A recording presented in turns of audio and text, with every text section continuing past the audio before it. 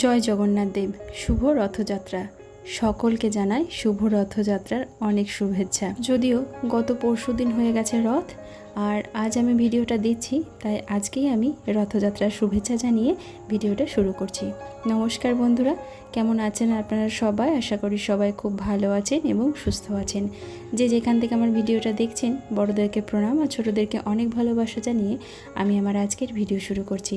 আজ সকালবেলায় আমার সোনা বাবাকে একটু বানিয়ে দেব ওটসের খিচুড়ি, আর তাই আমার ঘরে থাকা কয়েক ধরনের সবজি আমি কেটে নিয়েছি। এখানে আছে ক্যাপসিকাম, পটল, আলু আর টমেটো আর পেঁপে।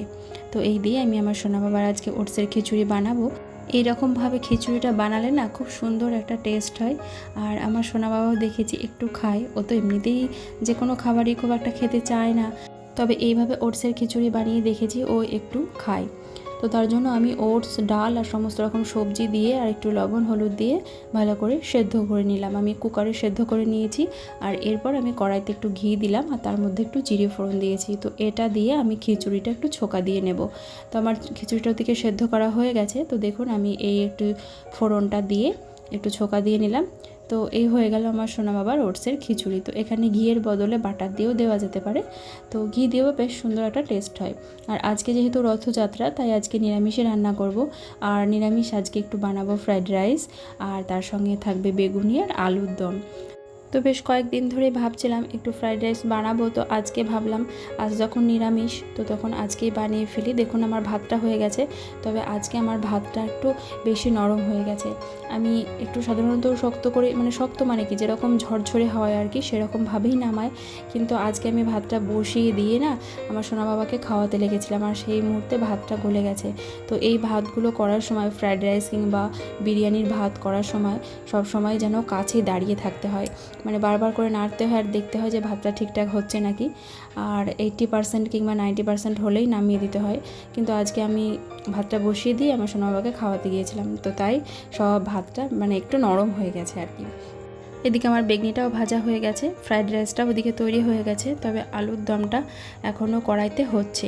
আর এবার আমার সোনা বাবার জন্য খাবারটা বানিয়ে নেব। তো সোনা বাবা তো ফ্রাইড রাইস খাবে না, ওকে একটুখানা ফ্রাইড রাইস মুখে দিয়েছিলাম আর ও পুরো ফেলে দিল।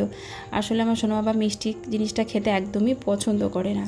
তো তাই ওর জন্য আমি যে সবজিগুলো মানে ফ্রাইড রাইসে দেবো বলে ভেজেছিলাম, তো সেই সবজিগুলো একটু দিয়ে দিলাম, ভাত দিলাম, একটু ডাল দিলাম, আর এই আলুর দমের একটা আলু তুলে দেবো।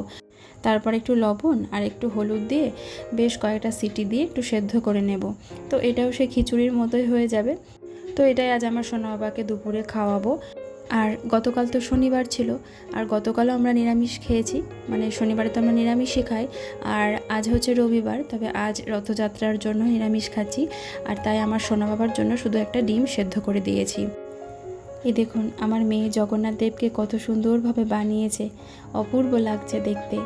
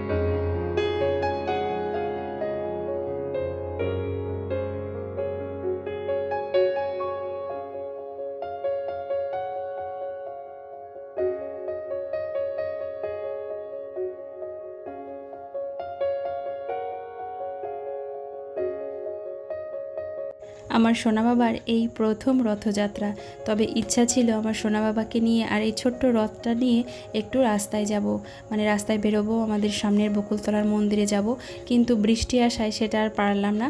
তাই বাড়িতেই আমার সোনা বাবাকে দিয়ে একটু রথটা টানিয়ে নিলাম, তারপরে বকুলতলায় মন্দিরে নিয়ে গিয়ে প্রণাম করিয়ে নিয়ে এলাম।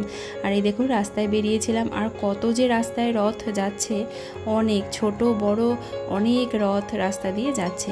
এই যে পাশের এই যে ছোট্ট মস্তানটাকে দেখছেন, ইনি হচ্ছেন আমার নাতি, মানে আমি ঠাকুমা হয়ে গেছি। আয় আয় আয়, এদের ভুগাইটা নিয়ে যায়, এদের ভুগারি।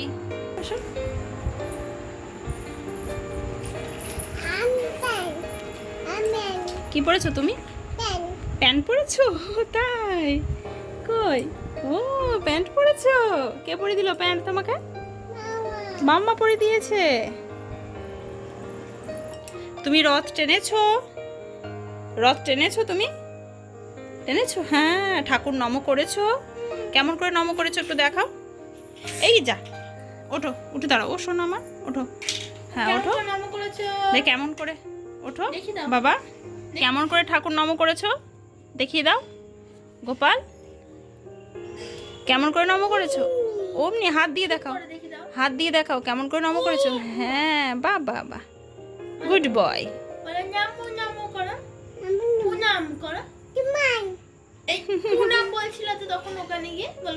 প্রণাম বলো, প্রণাম, প্রণাম। বাবা ছেলে কি সুন্দর ঘড়ি পরবে গো।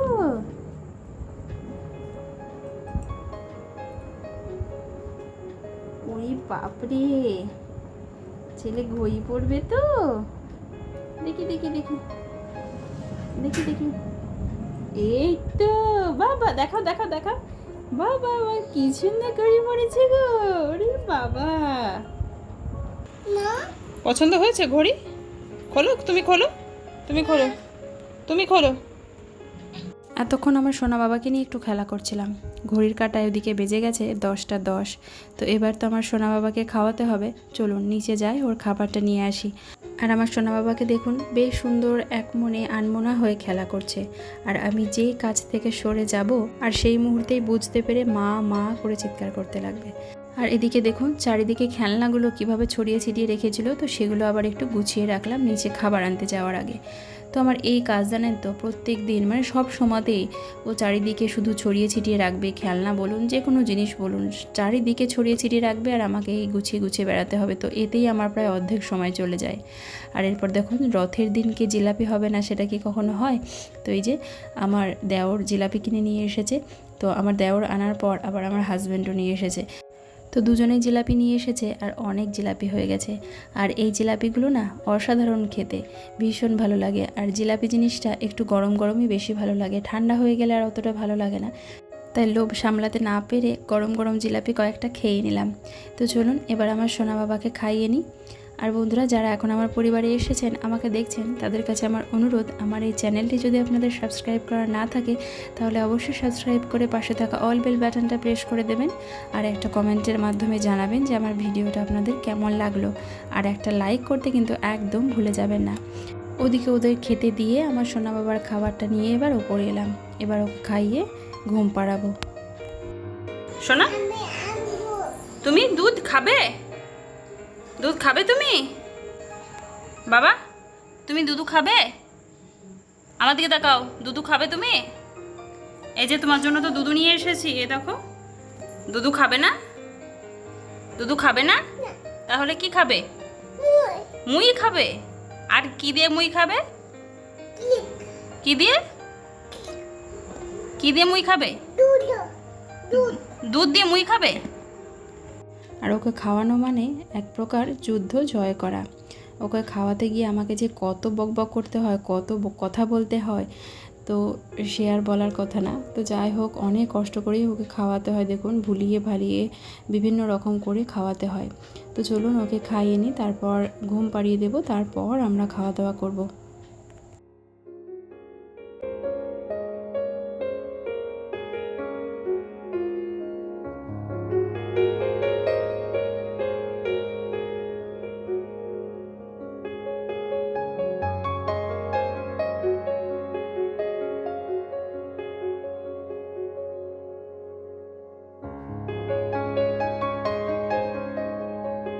আবার সোনা বাবার ড্রাইপারগুলো এতদিন প্যাকেটের মধ্যে করেই রাখতাম, আর যখন লাগতো প্যাকেট থেকে নিয়েই ব্যবহার করতাম। তো আজকে হঠাৎ করে ভাবলাম যে প্যাকেটের মধ্যে আর রাখবো না, বুক সেলফের এই যে ড্রয়ারটা আছে এর মধ্যে গুছিয়ে রাখবো। এই ড্রয়ারটাতে বিভিন্ন ধরনের দরকারি কাগজপত্র থাকে, তো সেগুলো আমি অন্য জায়গায় গুছিয়ে রাখলাম আর এই ড্রয়ারটা পুরো ফাঁকা করে দিলাম। তো এখানে আমি আমার সোনা বাবার ড্রাইপারগুলো একটু গুছিয়ে রাখবো। এই ড্রয়ারটাতে রাখলে একটু সুবিধে হবে, আমার যখন দরকার হবে তখন আমি চট করে বার করে নিতে পারবো। আর বাইরে প্যাকেটে থাকলে তখন মানে একটু অসুবিধে হয় প্যাকেট থেকে বার করে নিতে, আর দেখতেও ভালো লাগে না। তবে এই ড্রয়ারটাতে বেশ সাজিয়ে গুছিয়ে রেখে দিলাম, দেখতেও ভালো লাগবে, আবার যখন দরকার হবে চট করে আমি বার করে নিতেও পারবো।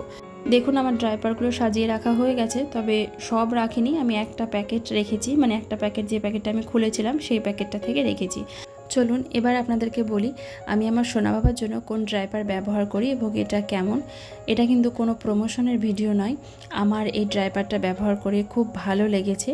আসলে আমার মতো যারা মা আছেন, বেবির জন্য এরকম ড্রাইপার কেনেন বা কিনবেন ভাবছেন, তাদেরকে আমি সাজেস্ট করব এই ড্রাইপারটা। সত্যি আমার ভীষণ পছন্দ হয়েছে, ভীষণ ভালো লেগেছে। কারণ কি এটার সফটনেসটা দেখে, এটা এত সফট আমার খুব ভালো লেগেছে। অন্যান্য আমি বিভিন্ন ব্র্যান্ডের ড্রাইপার ইউজ করিয়েছি আমার সোনা বাবাকে, কিন্তু সব থেকে আমার এটাই বেশি ভালো লেগেছে। এটা এত সফট, আমি দেখেছি কোনো ড্রাইপারই এতটা নরম হয় না। আর তুলনামূলকভাবে এটা অনেকটা দামও কম, এল সাইজটা নিয়েছে 399 টাকা। আসলে এগুলো তো বিজ্ঞাপন দেখানো হয় না, তাই এগুলোর দামটা একটু কমই হয়। যেগুলোর বিজ্ঞাপন দেখানো হয় এবং দেখানো হয় যে 12 ঘন্টা পর্যন্ত লক থাকবে, আমার মনে হয় সেগুলোর দামও বেশি নেয় এবং সেগুলো নেওয়াও বৃথা। কারণ আমরা বাচ্চাদের যে কোনো ড্রাইভারই 4-5 ঘন্টার বেশি পরিয়ে রাখতে পারি না, বা ভালোও লাগে না 4-5 ঘন্টার বেশি পরিয়ে রাখতে, এবং রাখা উচিত না। আর তাই মনে হয় এই রকম কোম্পানির ড্রাইপারগুলো নেওয়াই অনেক ভালো, আবার বেশ নরমও হয়। তাহলে চলুন আজকের মতো ভিডিওটা এখানেই শেষ করছি। সবাই ভালো থাকবেন, সুস্থ থাকবেন, দেখা হবে আগামীকাল আবারও একটা নতুন ভিডিওতে।